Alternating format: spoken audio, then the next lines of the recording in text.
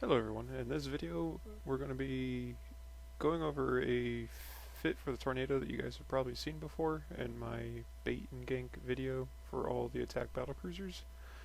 The fitting on the tornado itself really hasn't changed, it's the same fit I showed off in the video, but just kind of wanted to fly this again. It's one of my favorite ships to fly because it's just so easy to get fights in. And I think it's a good showcase of an easy way to get fights without having to spend a lot. Um, especially right now with battleships being more expensive. I mean, granted, attack battlecruisers are pretty expensive for what they are now. I mean, this fit alone is 200 million. But I think the ability to get a lot of fights is really underrated.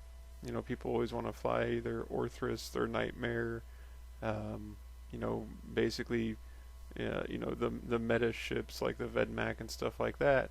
But then they'll also complain at the same time that it's hard for them to find fights. It's because you're using strong ships that people generally don't want to deal with, that are also really well known for kiting. Which the Tornado is a ship that has a certain stigma to it.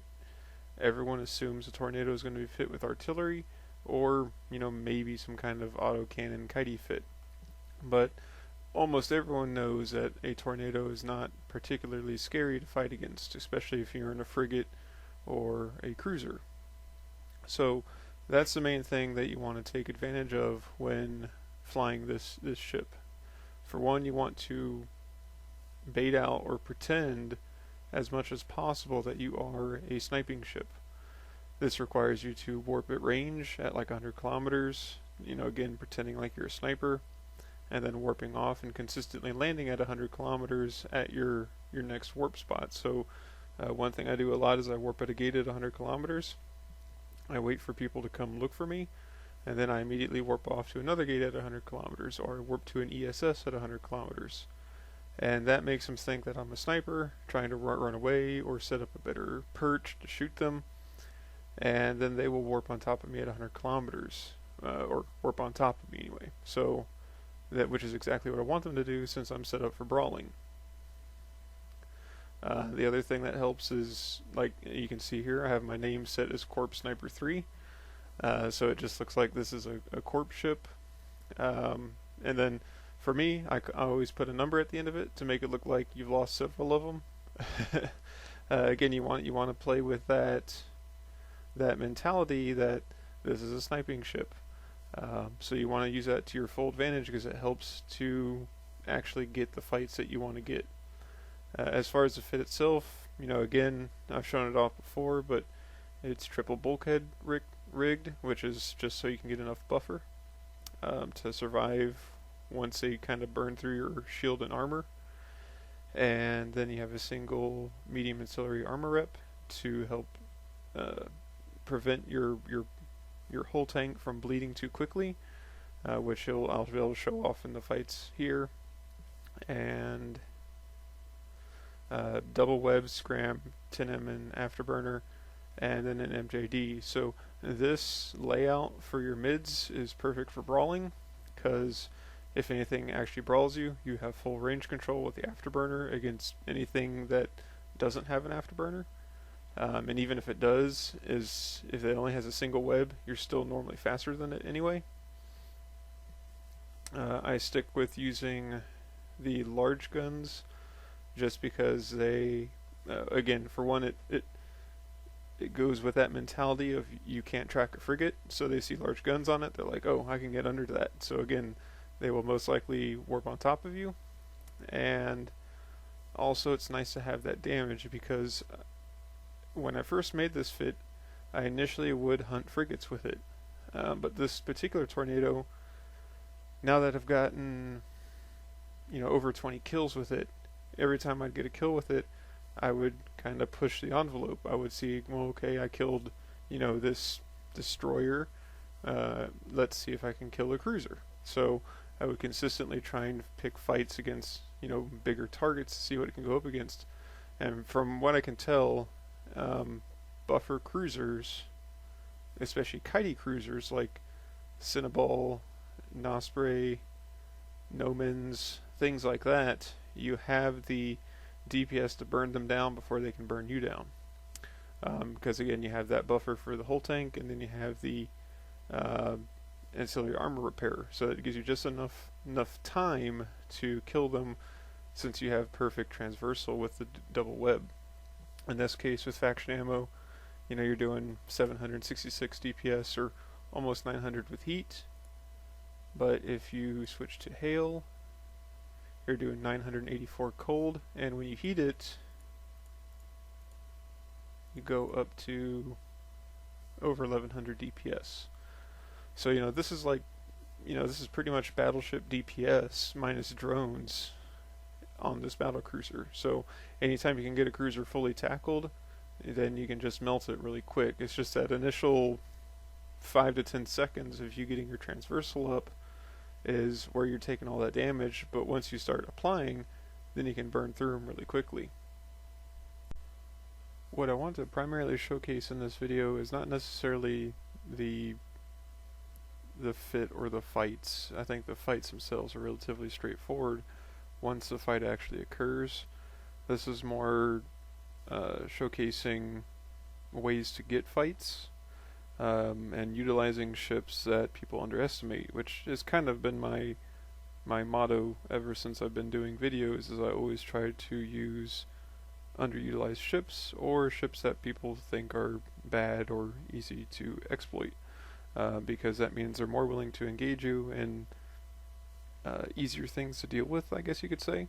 Again, a common complaint in the small gang community or solo community is, I go roam space and I get blobbed, and it's because, you're showing up in Orthruses and, Vedmax and, Drekavax or whatever, basically things that are known to be powerful and strong in that particular role, and, then being surprised by the outcome of people blobbing you, because, they know what's going to happen if you send 1 or 2 people after you. The other thing I want to talk about in this particular fitting and how I use it, as this kind of goes back to faction warfare, and why I think it's pretty important that CCP does, revitalize that. All the things that I show in this video are all things I learned flying in faction warfare with frigates and destroyers. It's what this tornado does is scram kiting. And if you've flown in faction warfare, you've done frigate PvP, you know that certain ways you engage in those fights is through scram kiting. You have a frigate that has long range guns, which means you can project fully from the edge of scram range when you're fighting against something that has short range guns and it can't hit you. That's kind of the same principle here, is that when you're fighting against frigates in this tornado, you're moving to your edge of your scram range so that they can't hit you, and while at the same time also getting your transversal up so you can hit them. This even works against certain cruisers too, like blaster ships. So that's the main thing I wanted to talk about here. Kind of a long intro, but I wanted to just get that all out of the way, since again I have shown off this tornado before. But I just really wanted to fly this ship again, just because it is one of my favorite ships to fly. And yeah, that's it. In this first fight, I run across a Gnosis that's gate camping, and kind of like I was mentioning earlier with scram kiting and how it can be effective against even cruisers, this particular Gnosis is a blaster fit Gnosis. So again, I purposely warped into the bubble and I burn away, and again, I could have warped off here, but I'm not trying to run away from him. I just want him to think that I'm running, so he'll come in and warp into the bubble to tackle me. So he warps into the bubble, and I get him tackled. Anyone who's dealt with Gnosis before know that the vast majority of them are hull tanked, so I'm trying to conserve my heat until I get through the shield and the armor, and then I go ahead and start heating at this point. When I'm scram kiting with this fit, or even pretty much any of my scram kiting fits, I always overheat the scram, even though I'm still within the cold range. This is just because sometimes I have, 1,000 meter fluctuation if they end up trying to burn away, or if I'm trying to pull a little bit more range just to stay out of your main damage. In the case of this Gnosis, I'm pretty much only having to tank its drones, which is actually good because I forgot to reload my ancillary armor rep, so I've only got 3 charges in it. Local did +1 earlier, and that is one of his court members or an alt, I'm not sure, but it's another Gnosis. So my goal here is to burn this Gnosis down as quick as possible for the second one is able to tackle. Once he lands, I go ahead and start just aligning completely and burning away, overheating my scram just to hold him that much longer, which allows me to prevent him from warping at that last second and secure the kill. Right as he dies, I warp off, and his Gnosis isn't able, or the second Gnosis isn't able to re-tackle. In the second fight here, this is a good example of kind of the method I use to get engagements. I warped to this gate at 100 kilometers because there's an Inyo chasing me who also has Cinnabol backup, so I've been trying to separate them. So I warp at that gate at 100, and then I warp to the ESS at 100, and to try and get this Inyo to land at 0 on me. The goal of the warping to ESS is that I'm hoping that when the Cinnabol warps to the Inyo, he's going to use the warp to fleet member command instead of the manual warp to option, which, because ESS is a dead space pocket, it will just pull them to the beacon instead of warping to a fleet member. So as you can see here, the Inyo does land at 0 on me, and as soon as he secures tackle, the Cinnabol jumps in to warp to him. At this point, I start burning off to get transversal on the Inyo and also to get out of his blaster range. And again, scram kiting in a tornado against a frigate sounds crazy, but it works, and the Inyo's not able to do any damage to me. Once I start getting transversal, I go ahead and overheat, as that's really helpful against frigates, as they'll start kind of just alphaing through their armor. So Inyo goes down, and thankfully the Cinnabol did try to use the fleet command to warp to his, fleet member, and it just pulled him to 0 at the beacon. So I go ahead and look at the Cinnabol to see if he's fit with like artillery, because artillery actually would be pretty painful in this fit, since there's not a ton of buffer, and it kind of negates the bonus of the ancillary armor rep. It would just blow right through it. In this case, Cinnabol though is just burning like straight towards me. He's not even trying to dodge or mitigate. So since he's doing that, I go ahead and start shooting him at about 50 kilometers, just so that as he burns in, he's taking damage. And by the time that I do actually scram him, he's already, taken some damage. So it just makes it a little bit easier to kill him while he's able to do more damage to me. I do mess up a little bit in activating my armor rep. I was kind of focusing on making sure he didn't slingshot or that I would burn out a scram range, and so I am a little late on getting the rep to activate, because see here I'm hovering over it, but it looked like he was starting to get out of my scram range, so I reset my range and then activate my rep, but by then I'm already in hole. But again, now that I've got transversal and everything is working in my favor, I'm able to kill him, and the rep gave me 1 rep to at least sustain and not bleed too much structure there. In this next fight, it's against a wolf and an Algos. This is actually a fairly difficult fight because I'm trying to manage against 2 different small targets. This is an Artie wolf as well, so it does kind of punch through the single rep more so than like the Algos.